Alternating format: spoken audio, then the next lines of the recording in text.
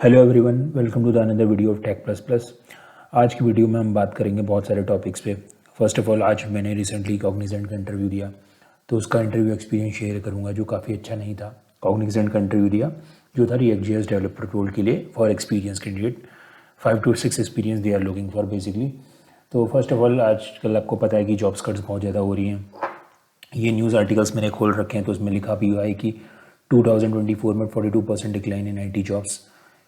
ठीक है, ये सब आपने आर्टिकल्स आजकल पढ़ भी रहे होगे कि कितनी ज़्यादा फायरिंग हो रही है फैंग जैसी कंपनीज़ में भी, और कितना अनस्टेबल हो गया है खासकर सर्विस बेस्ड मार्केट, जहाँ पे जॉब्स लगना बहुत मुश्किल हो गया है सर्विस बेस्ड कंपनीज़ में। जहाँ इन्फोसिस, कॉग्निजेंट जैसी कंपनीज़ जो थी, जो फेमस थी बल्क हायरिंग के लिए, और बल्क हायरिंग के लिए not only for freshers but only for lateral entries के लिए भी। लेटरल एंट्रीज़ की भी अगर कोई बंदा है जिसके पास स्किल्स है, नॉर्मल ठीक ठाक वो कोडिंग कर लेता है या पर्टिकुलर टेक्नोलॉजी में उसकी एक्सपर्टीज़ है, तो इजीली विद इन 1-2 मंथ्स उसको जॉब लग जाती थी, कोई प्रॉब्लम नहीं आती थी। जब ये सर्विस बेस्ड कंपनीज़ हायरिंग करती थी, अपनी कंटिन्यूस हायरिंग ड्राइव चलाती रहती थी, कॉग्निजेंट हो गया, चाहे एक्सेंचर हो गया, चाहे TCS हो गया। लेकिन अब ऐसा नहीं हो रहा है। वो ऐसा क्यों क्यों हो रहा है और क्या केसेस आ रहे हैं ऐसे, तो वो मैं आपको बताऊंगा। अभी मेरे साथ कनेक्ट रहो इस वीडियो में। तो जैसे आप डिफरेंट आर्टिकल्स देख रहे हो, Indian IT sector loses shine as jobs rise up. ठीक है, सनराइज टू सनसेट का टाइम आ चुका है अब IT जॉब्स के लिए। लेकिन फिर भी इतना बुरा टाइम नहीं है, क्योंकि IT सेक्टर में मे भी जॉब डिक्लाइन हो रही हो, लेकिन और दूसरे सेक्टर्स का और भी बुरा हाल है।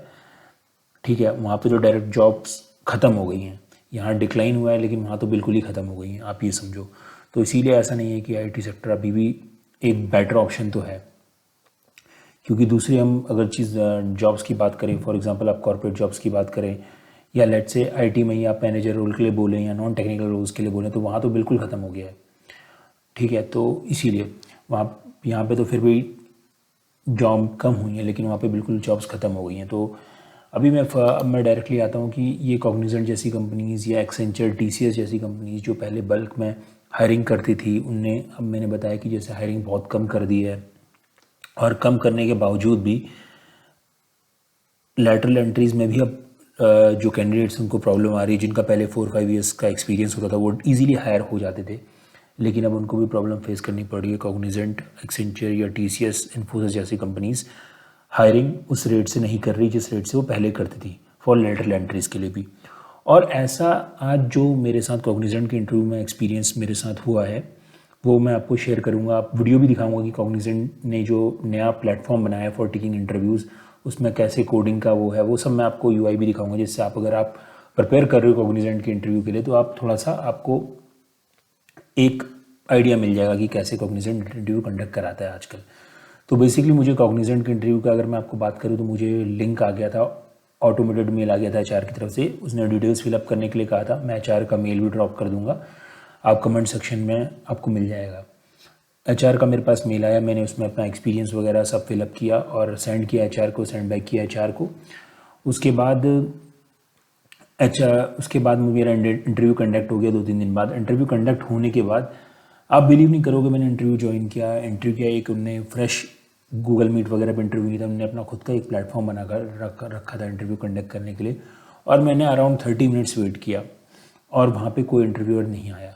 और आप समझ रहे हो ये जो कंपनीज़ हैं, इन्फोसिस हो गया, TCS हो गया, तो ये बड़ी बड़ी कंपनीज़ हैं। इनके जो इंटरव्यू प्लेटफॉर्म्स भी होते हैं वो भी ऑटोमेटेड होते हैं, तो उसमें ये नहीं होता कि यार आप HR को कॉल कर रहे हो। अब छोटी कंपनीज होती हैं, इंटरव्यू कंडक्ट कराती हैं Gmeet पे, आपको HR 1 घंटे पहले कॉल कर देती है कि आपका इंटरव्यू 1 घंटे बाद, तो आप HR से कोऑर्डिनेट कर सकते हो कि इंटरव्यूअर अभी तक प्रेजेंट नहीं हुआ। लेकिन अब जो ये कॉग्निजेंट हो गया, इन्फोसिस हो गया, TCS हो गया, एक्सेंचर हो गया, ये सब जो प्लेटफॉर्म्स का यूज़ करती हैं, I am not sure about Infosys और TCS का, लेकिन एक्सेंचर और कॉग्निजेंट में देखा है मैंने, ये ऑटोमेटेड प्लेटफॉर्म होते हैं। आप HR को भी कांटेक्ट नहीं कर सकते, क्योंकि डायरेक्टली आपको मेल आएगा और HR कोई मेल का रिप्लाई भी नहीं करेगी, आपको डायरेक्टली ऑटोमेटेड मेल आएगा। इंटरव्यू के लिए भी आप ऑटोमेटेड प्लेटफॉर्म होगा, इंटरव्यू देने के लिए भी, तो आप किसी को कोऑर्डिनेट भी नहीं कर सकते हो। तो ये मेरे साथ नहीं हुआ, बहुत लोग के साथ हुआ, जो लोग इंटरव्यू के लिए बैठे रहे और इंटरव्यूअर ही प्रेजेंट नहीं था। ठीक है, ये एक्सेंचर में बहुत हो रहा है, कॉग्निजेंट में बहुत हो रहा है, और बाकी कंपनीज में भी बहुत हो रहा है। ठीक है, और वैसे आपको पता ही है कॉग्निजेंट और जो भी MNC सर्विस बेस्ड हैं जो बल्क में हायरिंग करती हैं, उनके HRs तो वैसे ही कॉल नहीं पिक करते हैं। तो अब डायरेक्टली मैं वीडियो पे आता हूँ, आपको वीडियो दिखा देता हूँ कि आखिर वो उनका प्लेटफॉर्म कैसा है। ये देखो, ठीक है, मैं वीडियो ओपन करके दिखाता हूँ, मैंने रिकॉर्ड कर ली थी ये वीडियो। तो ये है उनका प्लेटफॉर्म, ठीक है। तो इसमें आप देख सकते हो, ठीक है, ये उनका प्लेटफॉर्म था। यहाँ पे दो चीज़ें थी, कोड जैम और बोर्ड, ठीक है। बोर्ड में मैं यहाँ पे ये भी लिख दिया है, waiting for the Cognizant technical interview call but no one is connected यार, ठीक है। पीपल वन में अभी वेट कर रहा हूँ और ये सब पूरा प्लेटफॉर्म बना हुआ है। अराउंड 31 मिनट्स 48 सेकेंड से मैं वेट कर रहा हूँ और कोई भी इंटरव्यूअर अभी तक ज्वाइन नहीं हुआ, ठीक है। तो ये हाल था इस इंटरव्यू का। तो आप देख के समझ सकते हो कि मैं आधे घंटे यहाँ पे बैठा रहा, ठीक है। तो यहाँ पे देख लो आप, कम से कम प्लेटफॉर्म ही देख लो कि कैसा है। तो यहाँ पे ये प्लेटफॉर्म था, इसमें डिफरेंट कोड एडिटर था। यहाँ पे डिफरेंट लैंग्वेजेस में आप कोड कर सकते हो। जो अगर इंटरव्यू होता तो मुझसे पूछता और यहाँ पे कोड करवाता। अब इसमें भी मैंने एक चीज़ देखी, जो इनका कोडिंग प्लेटफॉर्म था, इसमें से भी मैंने देखा कि जावास्क्रिप्ट जो मेन लैंग्वेज है वो तो मिसिंग थी। पाइथन, PHP सब कुछ था इसमें, लेकिन जावास्क्रिप्ट नहीं था, ठीक है। और ये इंटरव्यू था वो React.js के लिए था। React.js में जावास्क्रिप्ट का एक बहुत इंपॉर्टेंट रोल है। तो अब जो भी है, खैर वो तो लॉजिक को किसी से भी टेस्ट कर लेता, कोई प्रॉब्लम नहीं थी, लेकिन इसमें मेरे को जावा नहीं दिखा, ठीक है। तो ये उनका बेसिकली न्यू प्लेटफॉर्म है फॉर कंडक्टिंग ऑनलाइन कोडिंग और यू कैन से इंटरव्यू, ठीक है। तो ये देख सकते हो आप बेसिकली, ठीक है। इससे आपको थोड़ा आइडिया लग जाएगा। और इस तक आने के लिए भी मुझे 2-4 मिनट का टाइम लगा, क्योंकि इसमें आपको अपना आइडेंटिफिकेशन वगैरह वेरीफाई करनी पड़ती है।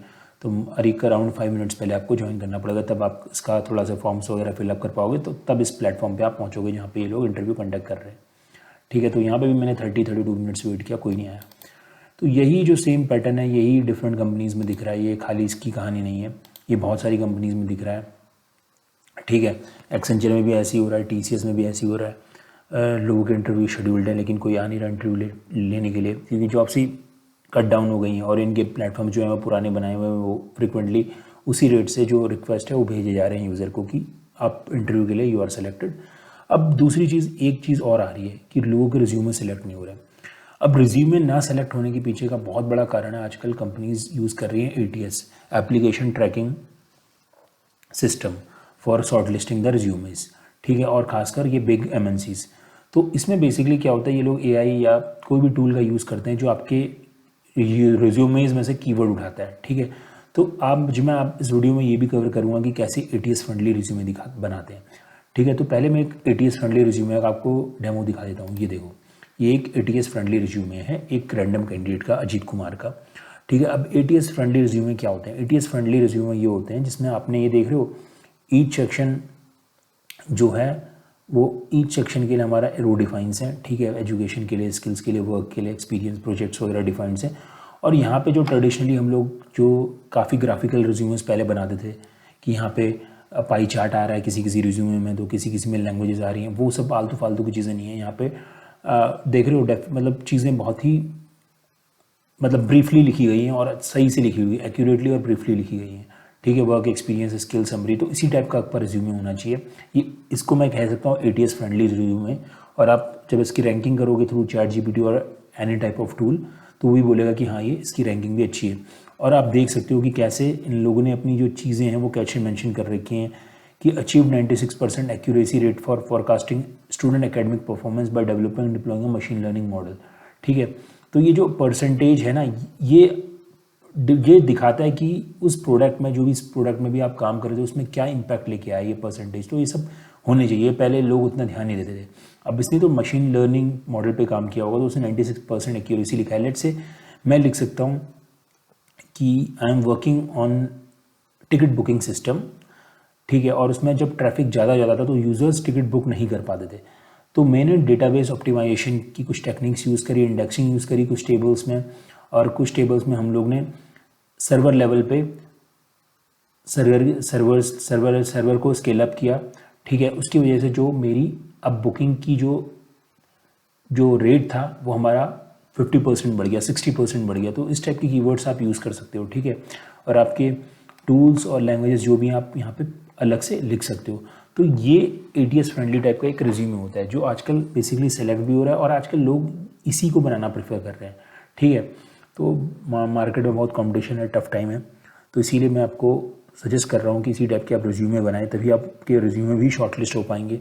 बाकी इंटरव्यू के लिए अगर आपको कॉल आता है और आपका नहीं शेड्यूल होता है, इंटरव्यूअर नहीं आता है, तो उसमें आप कुछ नहीं कर सकते, लेकिन एटलीस्ट आप इंटरव्यू तक तो पहुँच सकते हो ATS फ्रेंडली रिज्यूमे बना के। डोंट वरी, मैं इसका एक टेम्पलेट इस यूट्यूब वीडियो में भी के अटैचमेंट्स में नीचे डिस्क्रिप्शन में डाल दूंगा। आप वहाँ से एक सैम्पल डाउनलोड कर सकते हो और अपने रिज्यूमे को according to this new format आप उसको कस्टमाइज़ कर सकते हो, ठीक है।